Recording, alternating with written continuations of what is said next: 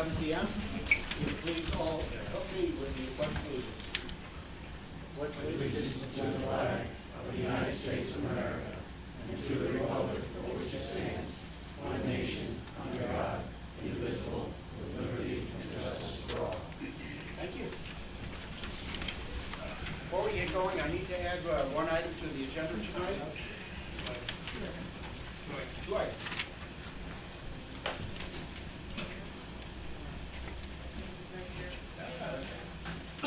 First is Fire Marshal Norm Perrin is here to discuss the open burning regulations as agenda item 10. And 2, we need to set a town meeting for September 3rd at 7:30 p.m. to consider the granting of an acquisition of a construction easement by the state of Connecticut to complete the repair of Route 44 bridge over the Quannabuck River as item 13F. Would I have a motion to that effect? Second. A motion and a second. Discussion. All those in favor say aye. Aye. Those opposed, so carried. Item 3 is public comment. Would there be public comment this evening? Yes, sir. Good evening, Roy Simmons, 175 Heritage Road. I know the campaign season is going to be coming up into full swing, and I would ask that all the candidates reach across the aisle and discuss the feasibility of leaving campaign signs off of war memorials. Thank you. War memorials. In other words, no campaign signs of war memorial at us people. You know, I'm a veteran. I don't think anybody here is a veteran, and there's a lot of veterans here. If any Republican puts one up, I'll gladly take it down, and I'll probably put a replacement as well. That's how I strongly feel.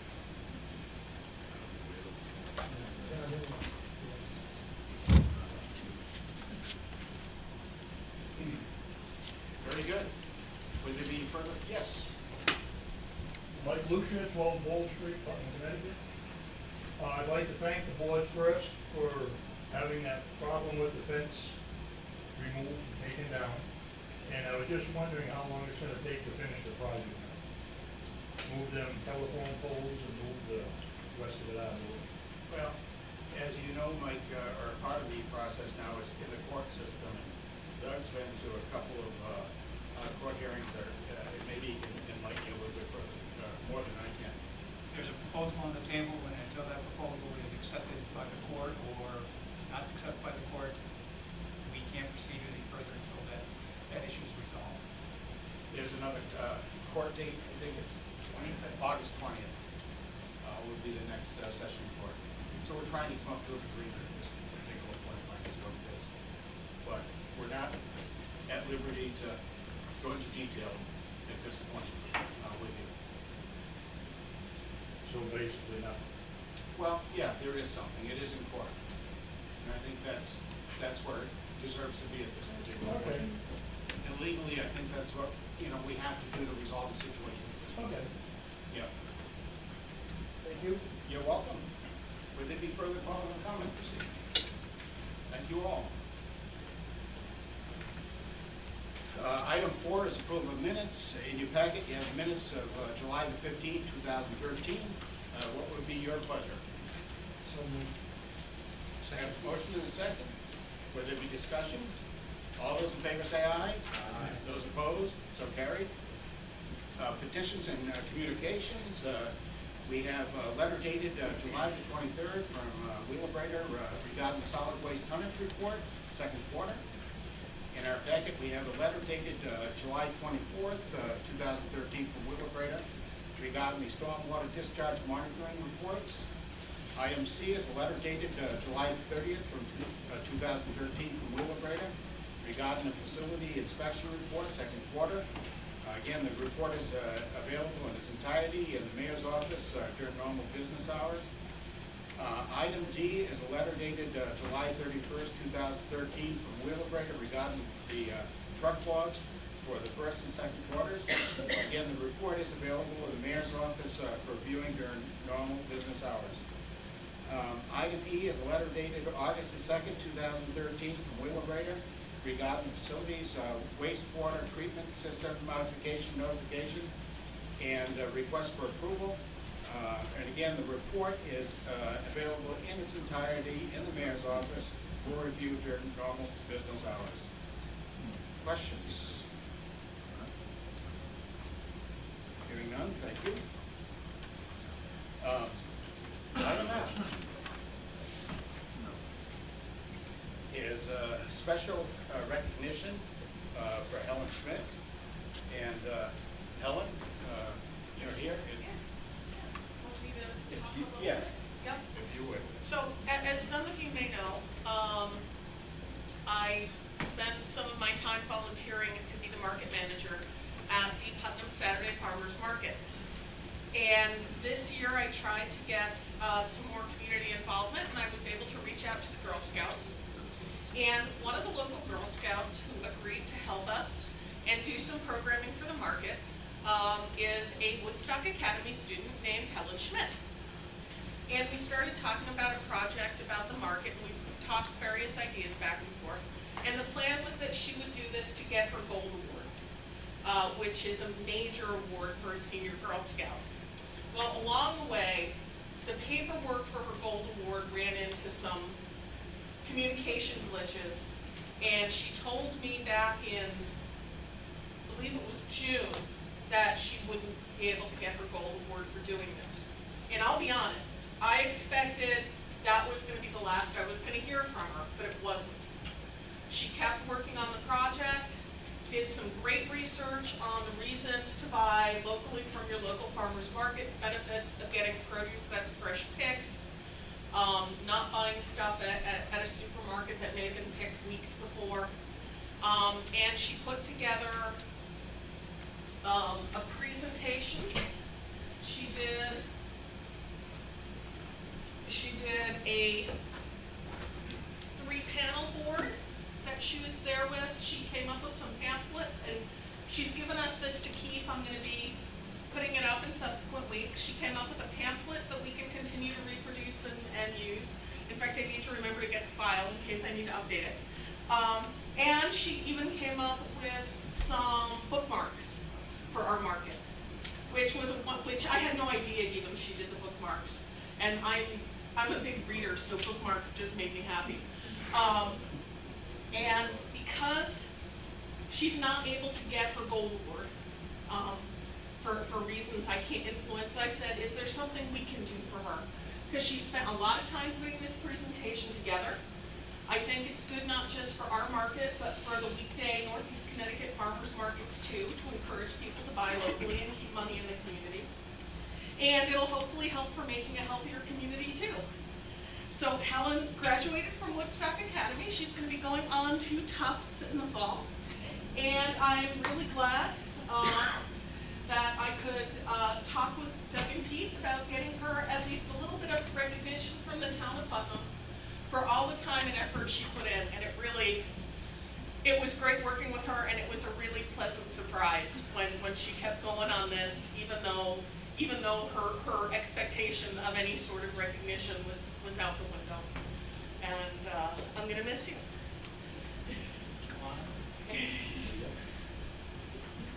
Helen, from me to you, I appreciate your efforts here in Putnam. It's awful nice to see a young lady come forward to do something like this, and it's special to our community. And having somebody actually come from Woodstock to do that even makes it more special to me. It's nice that, it's nice that, it's nice that we have people from outside the community that realize the benefits of having a farmer's market. And I'm certain that you did that. Again, your work for promoting the farmers market is very appreciated by me and this board of selectmen. Congratulations.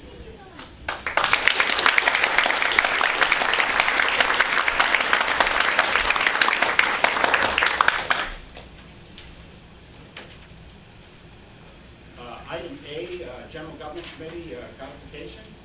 We are still working on it. Work is still in process on that. MS4 draft. That'll be the September meeting that'll come forth. Water and sewer ordinance with And the same with that one. conditions. So Very good. ready for this. And the employee performance evaluations, we did meet. We came up with an evaluation that we really liked from the city of, and it's for non-exempt employees at this point. We looked at exempt employees, but it was a very large task. So we at least wanted to start with that. We have to meet again because not only do we have to find out if we could use theirs, but we also discussed doing quarterly evaluations and then one annual review. So we'll be meeting again. We haven't scheduled it yet. Most likely to be in September, yeah. Thank you, Alma. I was thinking later. Thank you. Sure, I like that.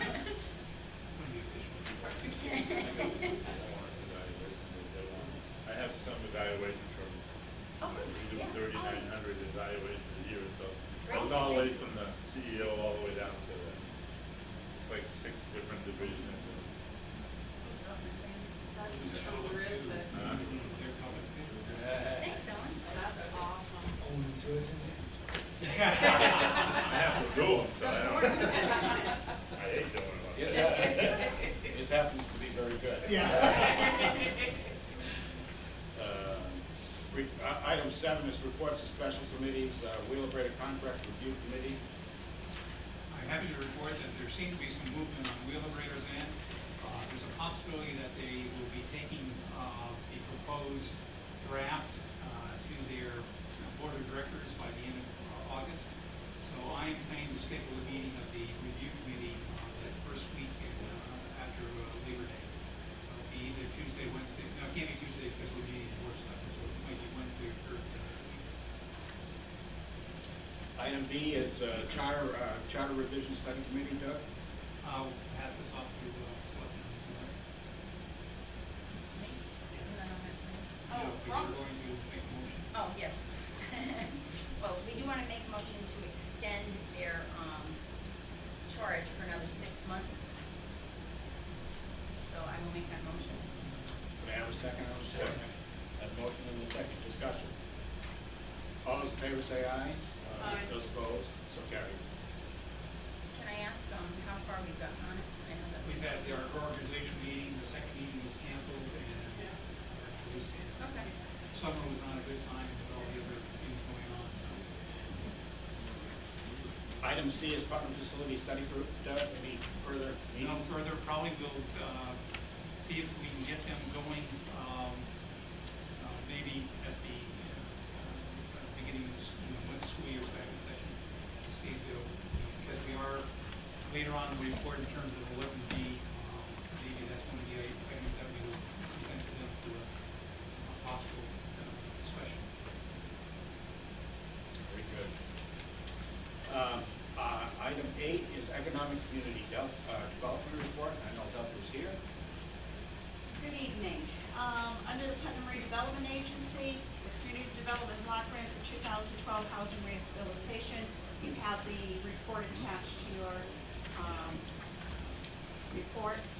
And I'm pleased to announce that we have been awarded the application request of $400,000 for the 2013 Housing Rehabilitation Project.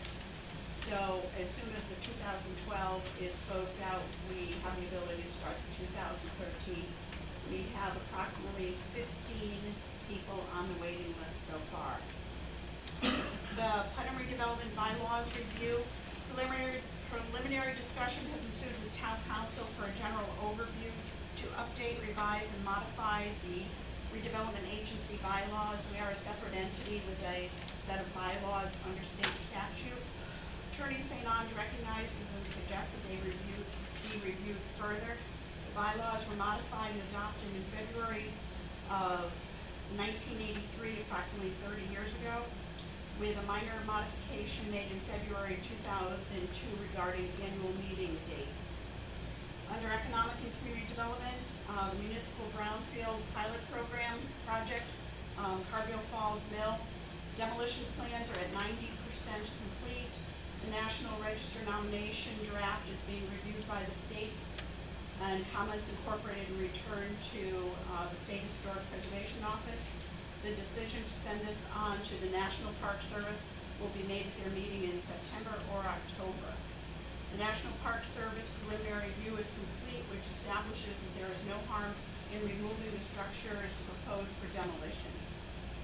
Part 1 evaluation of significance is complete and in the hands of SHPO, and CME has asked for an update from SHPO 2 weeks ago regarding status of their review, but we have not yet heard back. Documentation of the structures to be removed is underway. 88 Main facade project, all building permits are now in place. Structural shoring has been completed. Shoring staging has been removed. Knee wall foundation and block work is continuing. The roofing project will begin this week, and actually they were up on the roof this morning at about 8 o'clock starting, with trim and window installation to begin by the first week of September. Proposal for Industrial Park Investment Fund. This is something that I spoke briefly to Attorney St. Ange, our town administrator, and the mayor about. I am proposing the establishment of an economic development and investment fund for the purpose of enhancing economic development. This is based on a Killingly model. Revenue may be gained from the sale of industrial park property to be reinvested in the infrastructure and improvements, marketing, engineering, materials, contractual, and/or professional services, which will cover some of the services that were dropped when the grant funding ended approximately 5 years ago. The director has met with council to draft a proposal for the Economic Development Commission to approve before Board of Selectmen review. On the Palo property, town council and the attorney representing the Bullpen Trust, which is now the trust for the Palo property, for the purpose, has come to an agreement to access the Palo property for the purpose of additional testing and demolition per the Urban Action Grant Award. Attorney St. Ange has drafted an access agreement to be reviewed and approved by the Trust Council. DEP is in the process of developing the assistance agreement as the scope of work has been approved, and actually they were supposed to send that on to me last week, but I have not yet seen it. Steep sidewalk construction in the front of numbers 292, 298, 308, and 318 Providence Street will begin pending CONDOT encroachment permit approval. The agreement has been signed with SAS Construction site work contract for a not to exceed price of $30,000. Any remaining funds will be used for parking lot striping for the Farmers Market Pavilion and signage for the Putnam River Trail. Agricultural Viability Grant Award in Folsom Wave. Folsom Wave has $2,133 in value of WIC and Senior Market Nutrition Program have been redeemed in July. This program has brought 67 new families into the market in July alone. The new program that we have implemented with partners of Dayton Hospital and Generations Family, 65 families have been contacted who are eligible under the program guidelines. Participating families have been seen twice a month during July to learn about food safety, proper hydration, food prep, nutritious recipes, growing vegetables, berry picking, etc. And again, we're working with Generations Family Center also. Connecticut Main Street Preservation of Place, the Wayfinding Grant. 2 meetings have been convened to include representatives from Public Works, Special Services District, Economic and Community Development, Recreation, Putnam Business Association, Town Planner, and the consulting firm of Beta Group.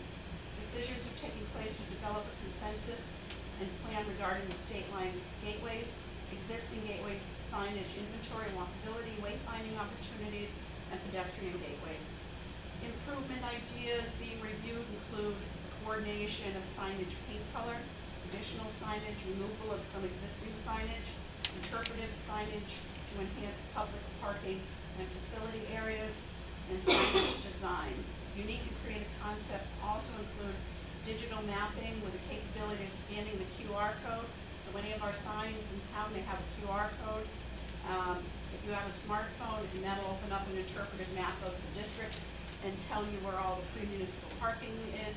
It can list all the restaurants, businesses. So in economic development, we don't have to keep redoing the maps every year. So this is a great new concept with today's technology. Industrial Park, purchase and sales agreement has been signed for the town. Approved sale of parcel A, which is .26 acres, to Rental Tool, access to build an adjoining property. Closing date on the property will be determined. It's supposed to be tentatively the third week of August. So we're waiting for the attorney to get back from vacation. And that will bring 30 new jobs into Putnam. Community garden quotes are being requested for garden expansion to include tree removal, pet deterrent fencing, additional raised beds, and removal of soil and replacement. Walmart expansion, grocery department expansion was completed in June. The new entrance has been opened with parking area to be completed with asphalt and striping by August 20th. September 7th remodel continues through October 30th with the new and final layout and all new flooring installed. Grand opening is scheduled for October 30th. And one of the, I think the biggest engineering marvels of that property is there's a 1 million gallon stormwater retention pond built under the parking lot, all while the facility is being remained open. Connecticut Trust for Historic Preservation, I've applied for a $48,000 grant for a building condition study of the Narragansett Mill property in our downtown area, that lighted property that burned several years ago. The overall goals would be to develop a complete understanding of its conditions, understand its context and connection to the downtown Putnam, create alternative scenarios for redevelopment for the property, including financial pro formas, discussions with potential end users, and visions for the integration of the property into future plans. I did, however, get a letter today from the Connecticut Trust, and it reads as follows. Well, the first two sentences are, 15 applications were received, but only 5 could be selected. While our application was chosen not to be funded, it was earmarked as an alternative. Should the 5 who were selected not meet the assistance agreement guidelines, we are next in line. So Brad Scheib will keep you informed if those needs are met for the other 5 communities. And the Eastern Enterprise Corridor, NECOG hosted a meeting. This is the Enterprise Corridor. It's for the tax abatement for manufacturing coming in. We haven't met for about, I'm saying 3 years. So we're talking about new marketing developments for that corridor. Senior farmers market nutrition vouchers. 22 of the 50 vouchers have been given to eligible seniors for use at the farmers market. Verification documentation includes income proof of residency, and you have to be over 60 years old. We have a new SNAP program for the Supplemental Nutrition Assistance Program. And we have a new empty spaces project. The old Lorick Tool on Main Street has a new facelift. If any of you have seen it, for an empty spaces pop-up gallery. Hosting art from New York City, Rhode Island, as well as local talent. Ann Montero from the Flying Carpet Studio has partnered with property owner Peter Costadoy, who has come back into town as an absentee landlord to revitalize our storefronts. There's a lot there about pop-up galleries. Ann and I are meeting with Create Here Now representatives to partner with this program to match entrepreneurs with empty storefronts at low rent to incubate them into long-term tenants, and that meeting's going on this Thursday. Griswold Economic Development has contacted us. They are coming out to our First Fridays event with their whole commission, and they would like to meet and have a tour that evening of downtown to see how we're getting such vitality in our downtown area. I met with them several months ago, and they are coming back. Ongoing projects, First Fridays, Putnam Business Association, HealthQuest, Story Walk updates, Costadoy Family Interest, and also the tourism district meetings that I've been attending. So, that's it. Been a busy month. Thank you. No for questions about them. As we talked today, on that community block grant, as we discussed today, could you have that monitors, the community development block grant come in, and see how the spending thresholds are going probably for September one of September meetings, and what are the thresholds, because on the 2012 grant, I forgot to talk to you about it this afternoon, we should be getting close to the 2-year mark.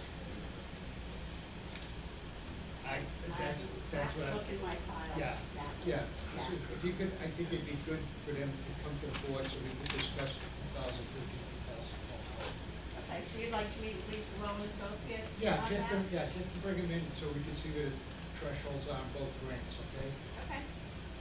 And then the second thing is, the proposed industrial investment fund, we discussed that, do you feel that this can be done with the commissioner's approval at this point? I think it's a concept that they are willing to look at, especially because with the project being closed out in January of 2014, where we always had to ask permission to sell any lots, that money goes back into the general fund after that. This investment trust would allow us to take any of the funds that we sell, instead of it going back into the general budget coffers. It would be devoted to infrastructure upgrades. For instance, it's very difficult to sell lot 19 because all the ledges in the front. We have conceptual subdivisions in that lot because it's 17 acres, but there's no way anyone can build in the back. And it's clearly subdividable for 4 new businesses, but we have no funds for developing the property. Yes, for extending sewer lines, for putting in power, for putting in cable, any of the infrastructure that we would be able to sell that lot. Lot 9 is a back lot, it has no way to get there. So instead of just putting the money in the general fund, I'm just proposing that we use the money from the sale of the industrial park lots to invest in economic development, to bring more businesses in. On the street grant, the sidewalks, we talked about the sidewalks, are they gonna finish them before school? We have, before school, Before school starts? I would say no, because that's usually what, the end of August? Yeah. Yeah, no, they will not be done by then, only because we're waiting for the DOT to approve the encroachment permit, right? The industrial park, investment, that's money coming from any sale of any lot in the industrial park. Yes, and Would it be used in that industrial park only? that's concept we can talk about. This is just the initial conversation about it. Could it be used in other areas or other places that could be economic development? Right now, I think that it should be structured for the industrial park to better utilize the lots that we can't sell. In that. In that. I have no problem with that. I have a Yep. problem if you were thinking of using it elsewhere. I think it should be used right in that park, we can't have to finish selling that off. Also, can you explain that SNAP program a little bit for me? The SNAP program is, remember there used to be food stamps? Right, I know the WIC program, I know that works. Well, the SNAP program, you now have a card, almost like an EBT card. Right. And it's for certain eligible people where they can just swipe the card. So it gives farmers more business, low to mod income. People can shop the farmers market using their. Do we do this now? We were approved through a grant to get the machine. So right now, we're talking with our financial officer just to, how to make sure that it's a nightmare. But can we do this now? Are we allowed to do any of this at all? We can't do it right now. No, it's not in place yet. But we have And did you say approvals there's a grant for this? for the machine, only the machine. Yes, that came from the Department of Agriculture. Just to be clear, John, none of that, even if there are any affiliated costs, the farmer's market has its own accounting system.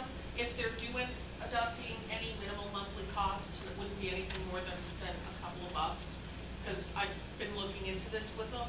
It's coming out of the market's budget, and the market takes nothing from the town. The market was started with a grant 2 years ago, and I don't think, unless I'm wrong, it hasn't taken a dollar from the town since. We need to make it sustainable. Right. For the Saturday market, for anyone who rents space there, that's what our money is used for advertising or whatever. I know with a lot of grants, there's always backdoor costs to it, so I'm just wondering, is there any cost to this grant that you're getting? That could be, and whose budget's it coming from? That's what I said, it's not coming from any town We don't have a line line item item. for that. It's the farmer's market has been running on, it's ever since it started in 2011. It has its own line item account. It has, at least I believe, it has its own, I should say it has its own itemized account. How it's done in the treasury, I don't wanna say a line item account, because I could be wrong. But the money that goes towards the farmer's market is money that the farmers pay to participate in the farmer's market. For It is- renting their space. Right, to rent their space. Any money that may need to go, like to buy a roll of paper to print out receipts. When the grant is done, that'll come from the farmer's market account, which comes from the farmers who are renting stalls at the farmer's market. Is it gonna There is increase no the rent? town money involved. Is this gonna increase anything on that, money-wise? What do you mean? Are they gonna have to pay more than what they've been paying now when they get this machine? Is who going to have to pay more for what? You're saying the farmers can cover this cost of this, or supplying the stuff to it? Is there gonna be It an comes, increase in their rates? there may be an increase in their rates because we've kept our rates set for 3 years. We have probably the lowest rates, at least in the area, if not in the state. But the idea is, no, there's not going to be any great interest for people to be able to buy fresh fruits and vegetables to feed their family, no. So if they raise their rates, where does that go? Wait. If you're raising the rates for them to be there, to do this program, I mean, you wanna put this in, where are they gonna pass the savings? Where are they gonna pass it? John, at most, if the rates for farmers go up next year, it will be approximately $1 a market. That's all we're looking Is at. that how it works? John, the goal is sustainability. I'd like to know what's Yeah. happening. Yeah, this, The other thing is, it's going to put an additional burden on the treasurer's office, because now we are going to have to, when everybody uses this machine, then we have to go and cut checks to the farmers. There's more accounting to be done, there's credit card fees and monthly no, we're not fees. doing credit card. Well, there's monthly fees associated, but there's Right. a lot more accounting that's gonna have to go on. And, you know, I mean, we've taken on 9 more accounts. We've Never only- mind all the other funds, and it's like, See, here's what the cost I'm talking, there's always some kind of cost that goes along with that we don't know about. I'd like to know every single cost this is gonna be. We have not had the conversations with the treasurer. She knows that it's coming. She knows that we've had this discussion about getting it. We have not sat down and talked to bring those answers to you yet. It's already coming. We have the ability to get the machine. It's not here or that kind of thing. Who makes a decision on whether we get it or not? It was awarded to us. I think it's a group Right, decision. we have the grant already. We've been awarded the grant already. Just To the get machine. to get the machine and the fees for this I'm year. just wondering, whose budget is the cost of doing all this coming out of? That's what we said. It comes out of the farmer's market budget, which is not a town budget Do they item. pay what you were just talking about? No, that doesn't cover, we don't pay Sandy $10 a week we're not gonna be paying her $10 a week to write checks. maybe they can get But, accounting. but, you know, we can, It's, from the community development perspective, bringing community projects to a distressed community, that's Yeah. part of my job. yeah. And the discussions that, you know, about some of these projects don't just end in my office. They have to go to offices like Sandy's office and that kind of thing. You know, we do the farmer's market because it's a good community project, That's my time, that's Jackie's time, that kind of thing. So, we have to have those conversations. We will report those to you as soon as we have those answers. If it's not gonna work from the office of, our finances, then we can't do it that way. That's all there is to it. I understand that as selectman, my job is to watch out, actually, those dollars. Yeah. And I just wanna know what the costs are, the total cost, not any hidden cost, anything. I'd like to know the whole thing on it, so that everybody's up to snuff on what's going on. That's my job. Okay. And the, community garden, where's the money coming from to do this stuff? The original grant that we received of like $20,000 plus in-kind donations, all of that money was not expended. We notified the state of that. They extended our assistance agreement, and so that's paying the balance of that original grant. So it'll cover all of this that you want? That's correct. Okay. Further questions of Delphi? Thank you all. Thank you, Delphi. Item 9, building officials EO report. Packet. Don't believe Lee is here. Lee is here. Hey, would you like to stand up and? Can we see what you look What do you look like, like? You have my report, Hey, right? a couple questions. I looked at the fire marshal's report, and I didn't see it, it wouldn't be in this report anyway. This Batty Street thing, what's going on with Batty Street? We've got all kinds of hours spent on Batty Street. I was wondering what's going on. If I may, this is I'm gonna sit on down. behalf of the police, as fire marshal, and I apologize. Yeah, that's all right. To date, as of last Friday, she had been removed from her apartment. She was in the psych ward at Dave Kimball, and as of last Friday, she was still there, but being transferred to Connecticut Valley in Middletown. Yes. Right, and the attorney, her conservator, which is Attorney Paulus Paulus out of Woodstock, does not expect that she will be returning to her apartment. Therefore, she is relinquishing her personal belongings as well as the apartment back to the owner, which is Nick Pines. Go ahead, proceed, and clean out, but retain her personal possessions. And the intent is that he's going to put them in storage in the back shed until there's a final determination what to do with them. When I tell you that there is nothing there that is absolutely salvageable, there's nothing there that anybody would really want, other than this particular lady, because she cherishes her belongings. It's in that kind of condition. But Mr. Pines is going to be granted the authority to go ahead and clean the apartment and restore it, repair it, and so on and so forth. That's where we stand as of last Friday. Okay, just what, doesn't it have to go through probate? It is in probate. It isn't? Yes, and that's why the conservator was appointed on her behalf. It's gonna relieve you of a lot of hours. That's all right. Another question, Leroy, before you sit down. Already The done. DQ you look better about the hat. The $640,000, is that the addition for the hospital? Yes. The building permit? I believe so, yeah. 88 Main Street permit isn't on there yet? Should be. Should be on there. I didn't see it, that's why I asked. Should be on there. Okay. And you got that number you asked the last meeting, what was it? Yeah, I looked at all the 140-some thousand. 34,000.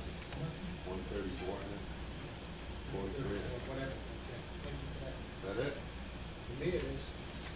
Are we gonna reconsider ever, excuse me, getting our building official back full time with all these projects going on? We have a lot going on in this town, and I think we need a full-time building official. Lots of things happening right now. Huh? No, take it out. But I think can we put that on the agenda to discuss at the next meeting maybe? Work again. We have an awful lot of projects in this town. Yeah, we could do that, John. We have no building official after a certain amount of time to get out and check these things out. With all this stuff going on, somebody should be looking into these buildings. John, right now, they are being looked at. Well, I know you're looking at, but I mean, there's ongoing, there's a lot of projects in this town. For a little bit of time, you have to hear. I don't know, I'm here doing it, so. I'm You've been able to adequately handle it all, Lee? Excuse me? You've been able to handle it all? Absolutely. It must be good. You know that, Mr. Bond. Item 10, and I'll start with Chief Perrin. Next on the agenda, I know in my packet, we have open burning regulations, and you're going to give us a rundown of what's going on there. Well, I'm going to apologize and turn it back on to you, because at the last selectmen's meeting, apparently there was someone who addressed the burning situation, and unfortunately, I left the meeting to go to a training, so I wasn't here, and I was told that I would be on the agenda to address that specific situation. This particular guy on South Main Street, a little bit of a one-on-one kind of situation here. The one person is, and I'll explain where I was involved. I've been there 3 times now. I got a 4th call over last weekend, and he was burning on a Saturday morning at 8 o'clock. It was a small campfire, it was contained, but it was producing smoke.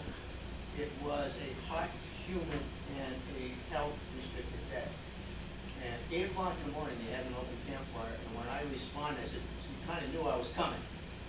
And he agreed. And I said, all right, I'm going to ask you to put it out. Number 1, it's 8 o'clock in the morning. Number 2, it's a hot, humid, and there's a health condition. I sympathize with the gentleman that's living in the apartment who has his windows open and the smoke is inadvertently going directly into his apartment. I asked him, no. I told him, put the fire out. And I'll tell you what, no more burning during daylight hours. You want to have a campfire, do it when the sun's set. And have a little bit of respect for this guy. So I asked him to put it out. I have since that time done another call. I was out of town, so I couldn't respond. I explained it to dispatch that he was told not to be burning during daylight hours. Send a police officer over there, have him stop immediately. He is now constituting what I consider to be a nuisance, and I will pursue it that way. I have bent over backwards for a lot of people in town. We developed that particular regulation there in the district because of the high density population there. And to limit open burning, particularly when it comes to brush, debris, winter debris particularly, you can't burn leaves anyway, you can't burn demolition material, so on and so forth. But we had to restrict it here in the district. There are a couple of exceptions that we can't, but I have to be there to see it before I issue them a permit. Anybody who has open burning in the district has to have a permit. But I really don't write any in the district, primarily out of town, out in East Putnam and West Putnam. That's the limit of the open burning. Yes, people are entitled to have an open campfire for enjoyment, outside cooking as well as barbecues. And I'm looking back at you people, what do you want to do with it? You want to stop everybody from having open fires and barbecues, which is damn near impossible. I even have a regulation that says you can't have a barbecue grill or a charcoal grill on a multi-family. Look around town, there are thousands of them. Every time that I go do an inspection, I tell you gotta get it out of here. They take it down, and when I drive by again, it's right back where it is. It's endless. What would you like to do? Are you talking a grill, or are you talking those chimney things that are grill? Where? On the balconies or wherever, on these Grills. Grills. Propane or charcoal. Okay. On multifamily, not supposed to. Oh, yeah. Not supposed to. But there are a lot of people that do it. When I can, I address it. It's a new issue. What do you want to see in here? Is there anything you recommend that you want to? I'd like to address common sense. We don't have enough paper. OIP. Not a lot I can do with it. I respond to numbers, you can see my report of how many complaints I have about open burnings. And there are some that are legitimate. And I've walked into a number of people, I walked into 5 or 6 guys having a beer around a small campfire, but somebody complained. And when I walked in, it was like, what's up? I'm fine, Marsh, and I got a complaint because you have an open fire. But you know what? It's okay. Enjoy it. Well, sit down, have a beer. But I've done that, and you have to use some common sense. But there are situations where they're enjoying a small campfire. I don't have any objections to that. when it gets too big, and the regulations say 6 feet, you can have a small campfire, throw a few logs on it, you gotta 6 foot wide. Right. And I've had that complaint, and by the time I get there, it's 15 inches. So I tell them, have a good night, and see you later. I'm open to your suggestions. The regulations have enough teeth for what you need to do? Yeah. It's the common sense. Yeah. I don't know what else we can do. I Leave it up to respond, you to take care of it. and that's it. Yeah. And as the complaints come in, 98% of the time I address it, I respond, and I address it individually. Had a guy down by the high school who was constantly complaining about people on the street cross. And every time I went there, it was a legitimate campfire. In fact, the guy next door was barbecuing, he was putting off more smoke than the campfire. That's the way it is. Doug, is there any way that we could check with area towns to see if they have any burning ordinances, or see if there's something else that we can look at to help us? Yeah. You know, there may be something out there that would help us. That regulation you have in front of you was developed specific for the district. Yeah. But everything in there comes from state DEP. As burning official, that's where I get my certification from. The 3.7, the Vincent one would address any of the issues that we talked about. The 3.7 issue on this would address the weather conditions as a nuisance. So you're covered. I think it's a good regulation. Yes, now, anytime that it's windy, or it's cloudy, or it's raining, people think that it's a good time to burn when it's raining. No, wrong time to burn. I explained that when I issued burning permits. He brought me in, he stopped by to see me a couple of weeks ago, and he brought in a disc with pictures showing me the smoke and the size of the fire, and the direction of the smoke, and how it was inhibiting his ability to have his windows open and enjoy life a little bit as well. Right. And I'm not sure that this particular individual is the owner of the building, I think it's a tenant. He is a tenant. But he's complaining against this guy because he has material over the property line, so they're kind of in a contest. They're bickering, yeah. You find them when you go over? Have you done I haven't fined anybody. What I try to do is Right. get Work it out. compliance. Right. And I explain the situation, I ask them to put it out. I've had pretty good cooperation. I've never had, I'm talking about one this one. exception. But even this guy has a great, every time that I've been there and asked to put it out, he's put it out. But he's pushing. Well, that's what I mean. Is there a point you just say, okay, no, I'm gonna give you a fine? That's when I, And then the next time, it's an increased fine? I think it's, according to the state statute, it's $200. Okay, I wouldn't wanna be whacked with that. I mean, fires aren't that important. Yeah, and that's why when I was out of town, I explained to dispatch, sent the police officer over and have him explain it. I had specifically told him, no burning on daytime hours, give the guy a break, and it's a consideration. I like the idea, you just go, can we lend the guy a police can to go right back to it? Right back. Thank you. Well, Item 10B is, we need to set a town meeting for September the 3rd, 2013. It'll be at our regular Board of Selectmen's meeting at 7:30 p.m. We'll adjourn at 7:30 p.m. to town meeting. To consider the granting and acquisition of a construction easement by the state of Connecticut to complete the repair of the Route 44 bridge over the Quinnipiac River. So I need a motion to that effect. So moved. A motion and a second discussion. All those in favor say aye. Aye. Those opposed, so carried. Item 10, C, is town administrator's report. You have my report. As I mentioned earlier, Perry versus Putnam is coming up for another trial date on August 20th. And hopefully we'll have a resolution of that lawsuit on that date. Quinnipiac Regional Tech Park and the bridge, in partnership with the Deliberator, the town is acting as the applicant for land regulatory application for the wetland subdivision and gravel removal. And this is only on the first phase, which is the 62-acre Deliberator property, which they have will in the future be donating to the town once the right of first refusal of the use has been extinguished.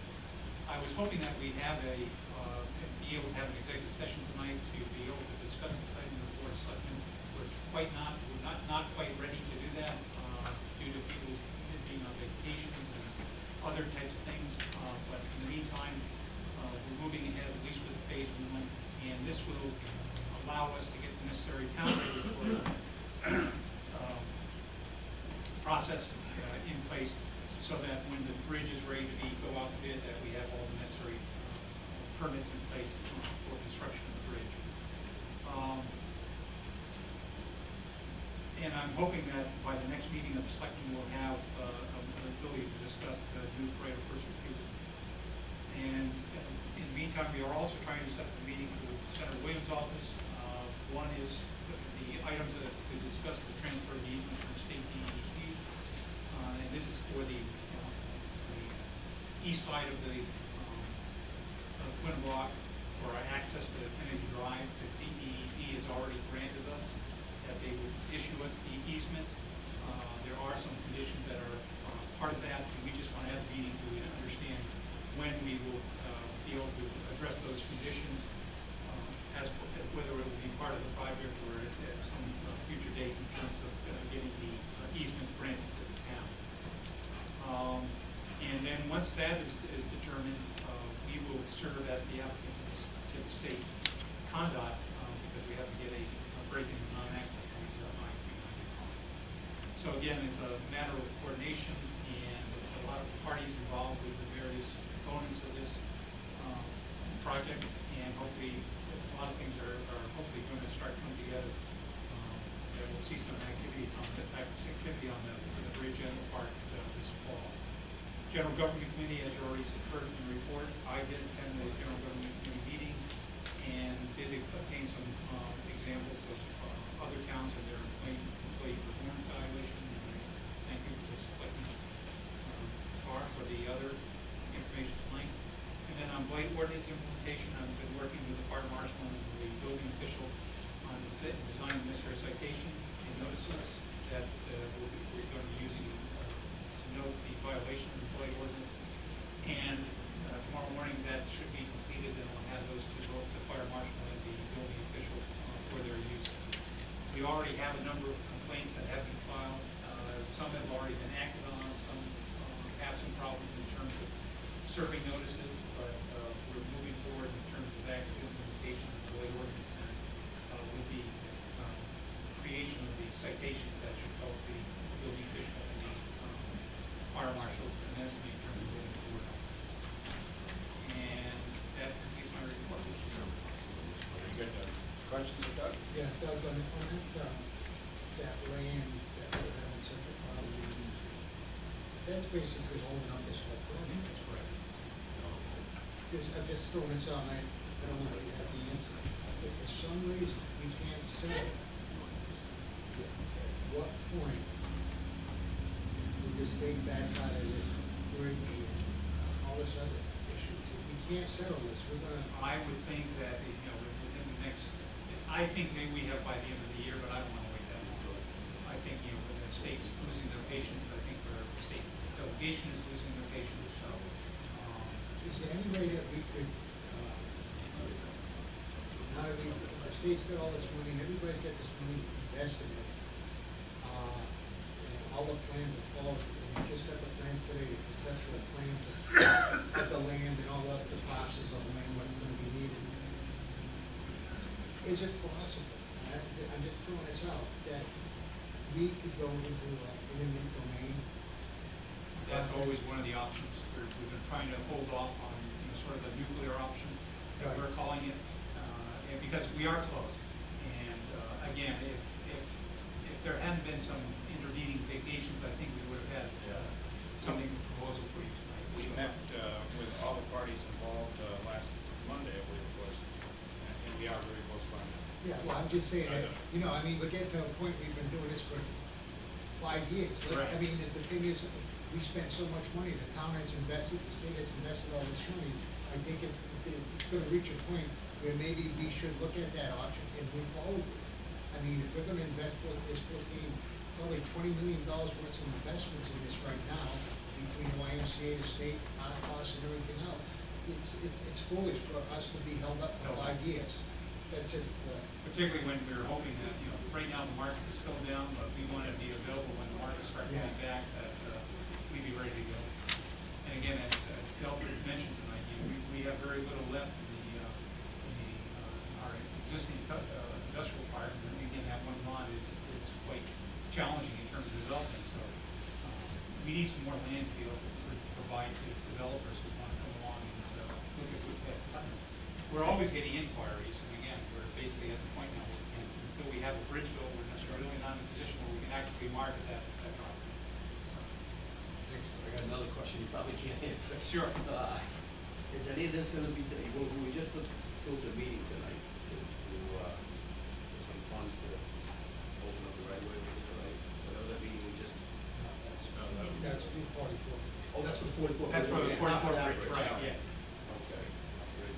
All right, when I saw that, I was thinking of trying that. Is any of this gonna be done soon, because like you said, it is, you already answered. No problem. Thank you, Deputy. I wish I had the answer. Yeah, I just just- really. On those other stuff, and this It seems like we're very close, though. We had a very good meeting last Monday, and I expect that, at this particular point, as long as somebody doesn't throw a wrench into things, we should move on. I have another question. Pretty quickly now. The blight ordinance implementation, I heard you say something on the radio where you were going to try to use some economic development funds or something to.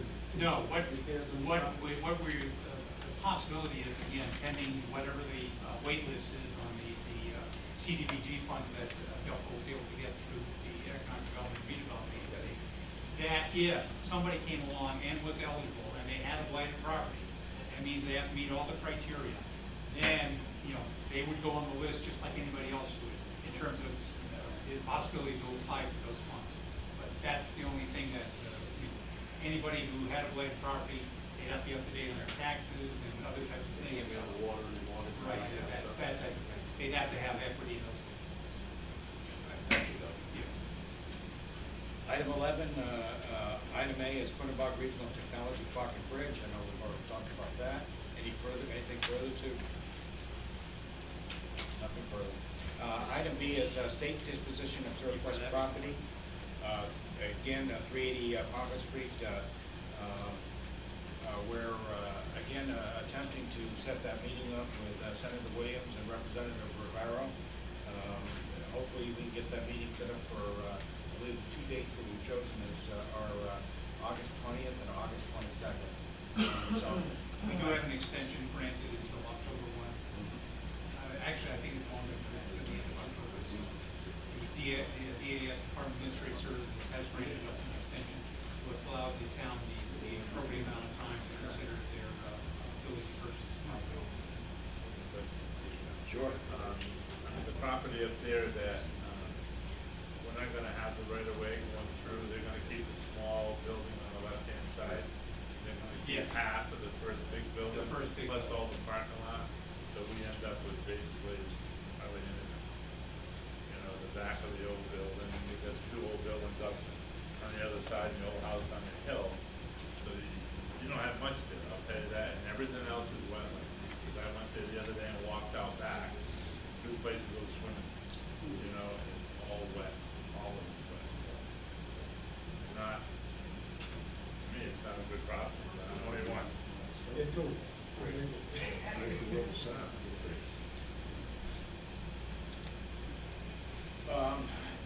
Item 12, new business. In your packet, consideration approval for a temporary pistol permit for James Arnold. James, how are you? Good. Questions of James? Motion, do I have a second? Second. Motion and second, discussion. All those in favor say aye. Aye. Those opposed, so carried. Item B is consideration and approval for a temporary pistol permit for Priscilla Marson. I'm sorry, did I say that wrong? Oh, it is, okay. Have a motion, do I have a second? Have a motion and a second. Discussion, all those in favor say aye. Aye. Those opposed, so carried. Item C is Mahoney and Sable, our audit review.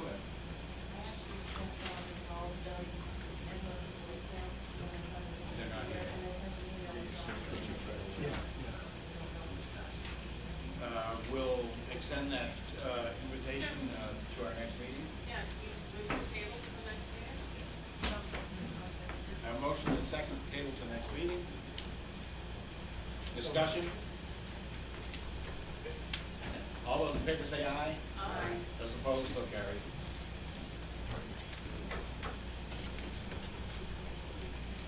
Item D is a resolution authorizing application for filing for state library construction funds, possible executive session for real estate acquisition.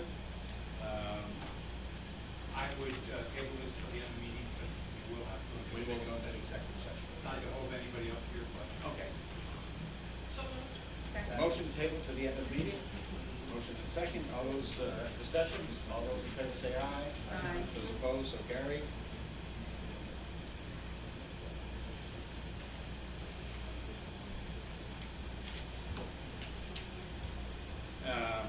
Item E is a rehabilitation area tax for property tax deferral applications. We have two applications. One is for 52 Pomfret Street, historic cargo mills, and item number 2 is 24 to 32 South Main Street, Dr. Fada Medical Building. And Doug, can you give us a rundown on what the Right, necessary under our requirements ordinance are? that we adopted, the town adopted in February of 2002, there was a rehabilitation area that was established, basically kind of covering our downtown area. And under that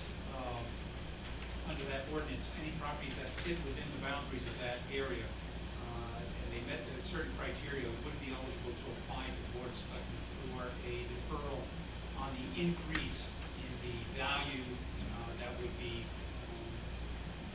the increase in the value of the property from any improvements to that. So it's not on the, it's only on the increase in the value of that property. But if you have a property that's not worth very much and you make the increase to that, then there could be a possibility of over time, a deferral of that increase based on the increase in the assessment. So in the case of properties that meet the criteria, it basically would be 11 years. It would be 100% deferral on the increase over and above the value as the property existed before the improvements, and to eventually where it would you could be back to your 100% assessment in the 11th year. So these are the two properties. One is the one on South Main Street. The other one is the property on the Cardinal Falls Mill. And under the ordinance, the requirement is first, before it's referred to the board of selectmen, is that there has to be a report from the building official and the zoning enforcement officer, and there has to be also that it has to be in compliance or in accordance with our municipal plan development. We have not today, those were just referred to the building official and the zoning enforcement officer, and also to the planning town planner, and I would fully expect that we would have those reports back by our first meeting in September, which is after Labor Day. I know Tim Sheldon is here from the Cardinal Falls Mills. He might want to speak to the issue. Yeah, you're welcome. Tim, do you have anything else to offer or additional information you'd like to pass along to the board? I've been in front of the board a few times, on a known basis, and obviously in front of the zoning commission many times, working with them on the IHOT zone. The town's been fantastic in terms of getting the zoning set to a point where a mill can actually be developed. Good development standards, which is important to protect your own interests. So that developers don't come in and give you things that you don't want, that the town is not comfortable with. So we've been able to work with the town boards very, very well. We've received approval for 82 residential units and 30,000 square feet of commercial space. It's all on the first floor, which will double the size of the downtown shopping experience in Putnam, which is critical. It's a downtown property, it's a gateway property. You get it coming in from Hartford on Route 44, you get it coming from southbound on 395. And it's been in a dilapidated condition for a long time. We receive about $6,000 a year in income from our taxes. On a property that's 140,000 square feet, that's going to be putting $17 to $20 million into it. You're going to be getting an awful lot more money out of it. We've made an application, we got our approvals from you folks, we get our application to the state for financing, gap financing, and permanent financing. We will know within the next 2.5 weeks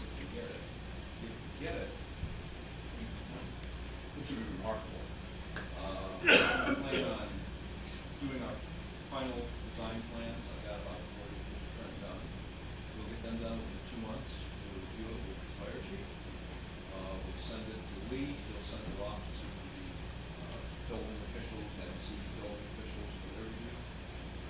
We would like to start in February 2014. It'll take 1 year to complete. That's fast. It'll take 1 year to complete. It'll be something that the town hasn't seen before. It'll be a very good new standard established for mill redevelopment.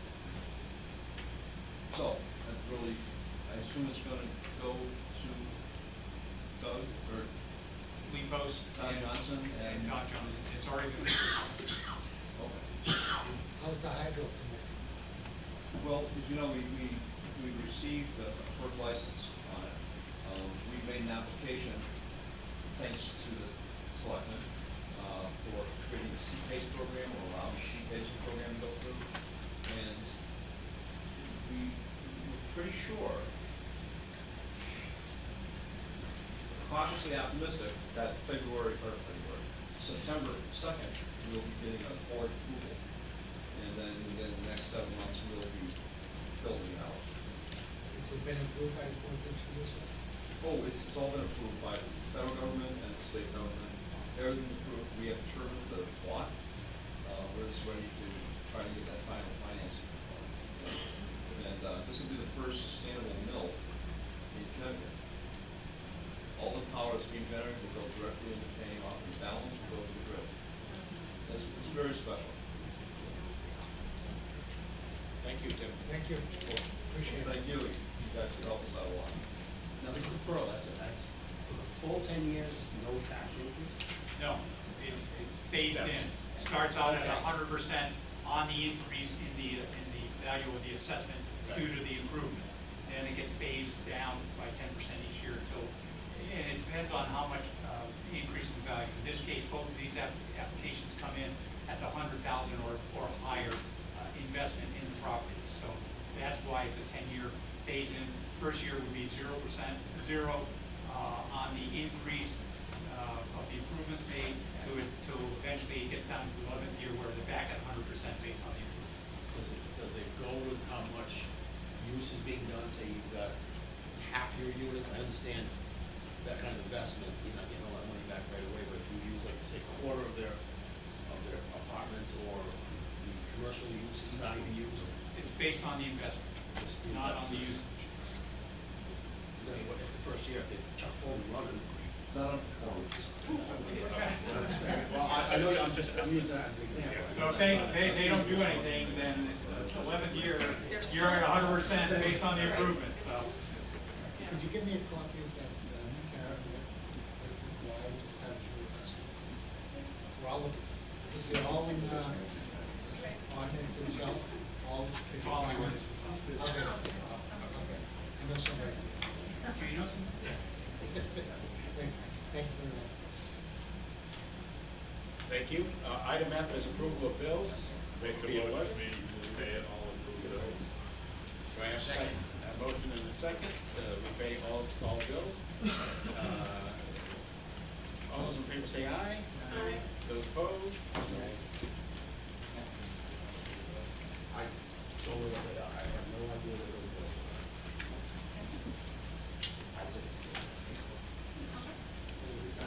I'll hold my comments. Yeah. Item G is any and all other business lawfully come before such meeting.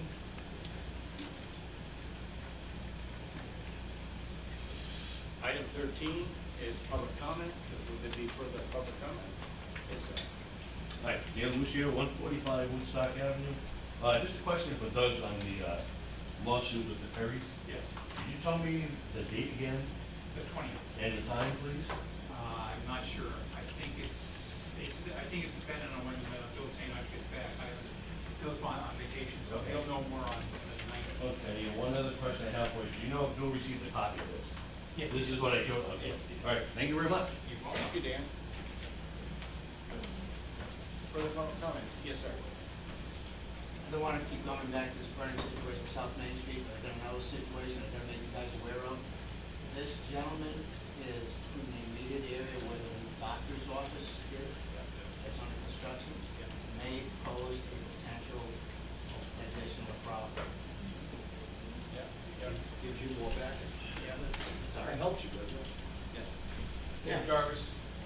representative of the carpenters in the area. I'm here tonight to talk a little bit about the lofts at Cargill Mill. It's a great project, a great concept, and to go to your questions about the taxes, if it's full, but it only goes by the investment, so the town is going to lose that amount of money on that business that's going to go in there in the first year, all the way to the end of the 11th year. It is a good tool to bring development in, but only if it's done responsibly. And what I mean by responsibly is if you're going to defer the taxes on a property, if you're going to defer that and take a cost on the town, then maybe you should consider putting some kind of language with that that says, okay, we know we're going to take a hit for this, but how many residents can we put to work on that project in lieu of the taxes? How many people can we put to work? How many local residents can we put to work on this project? Book to any deferral or tip money would be a recommendation I would recommend to this board to consider that kind of language. And I spoke with Tim in the past, and so I look forward to speaking to him again in the future. But anytime that you're talking about this kind of money and this kind of project, the town needs to be very careful where they let their taxes go and what they invest in.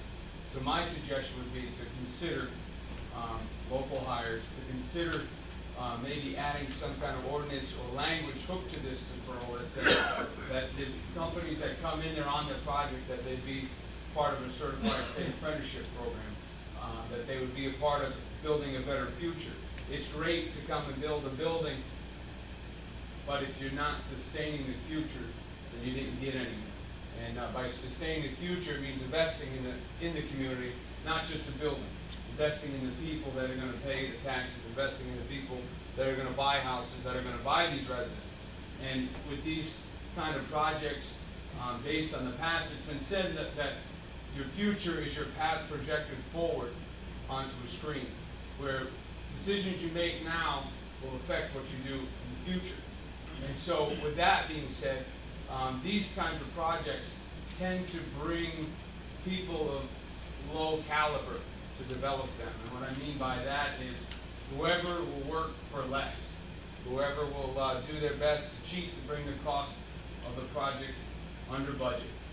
There's two companies that are, one company in particular that is a favorite child of this kind of mill development, which is Heritage Drywall. And they have employed their employees for about $9 an hour. If you listen to the reports for the state of Connecticut, you know that $9 an hour won't get you very much in the state of Connecticut.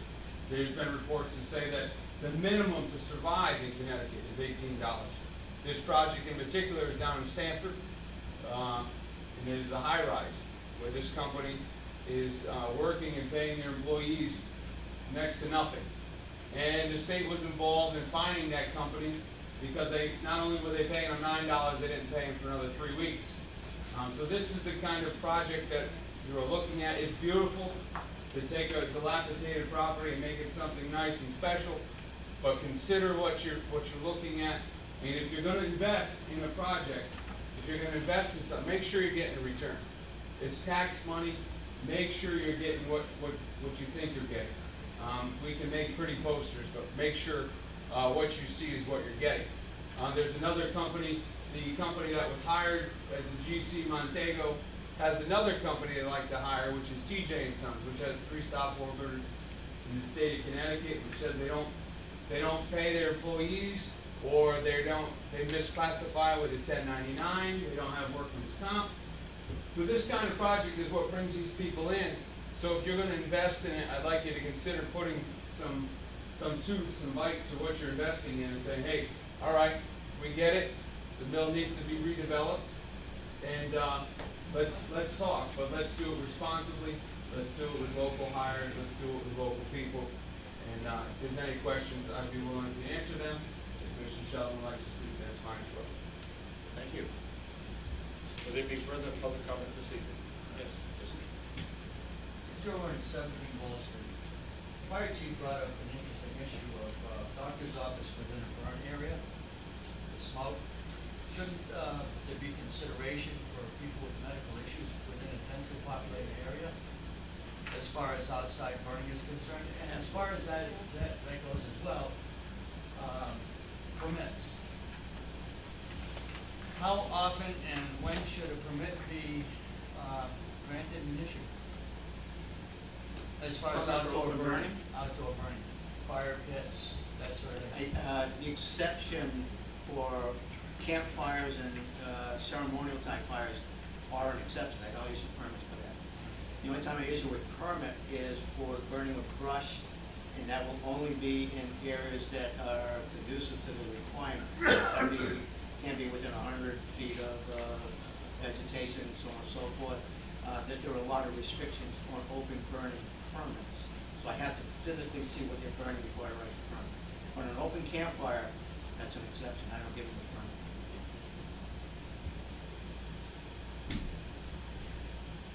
Further public comment, I saw somebody, yes, sir. Hi, John Perry, 11 Ball Street. I have a question. I don't know if I have to go through this special service district, but I don't know if you noticed when you go down Providence Street, near Pratt Street, build up a shop, Price Chopper shopping carts. You might give the, if it's Price Chopper, you might give Price Chopper a call and then go.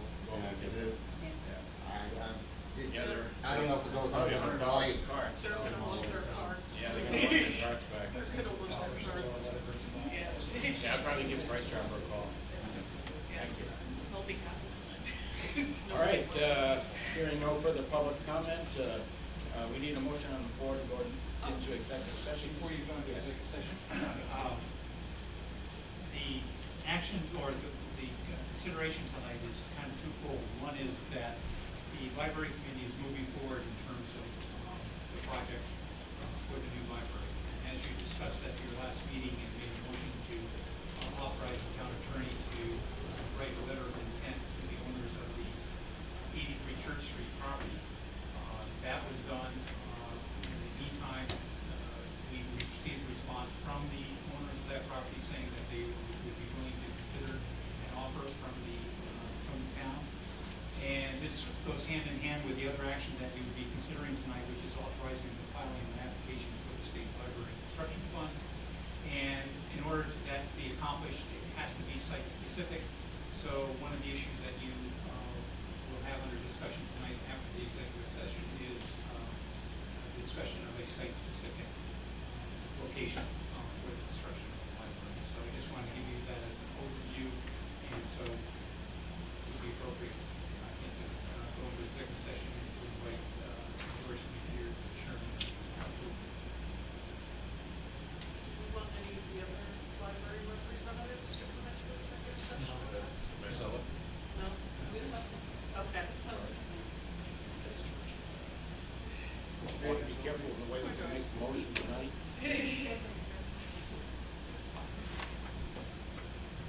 I need a motion on the floor to temporary recess. Yes.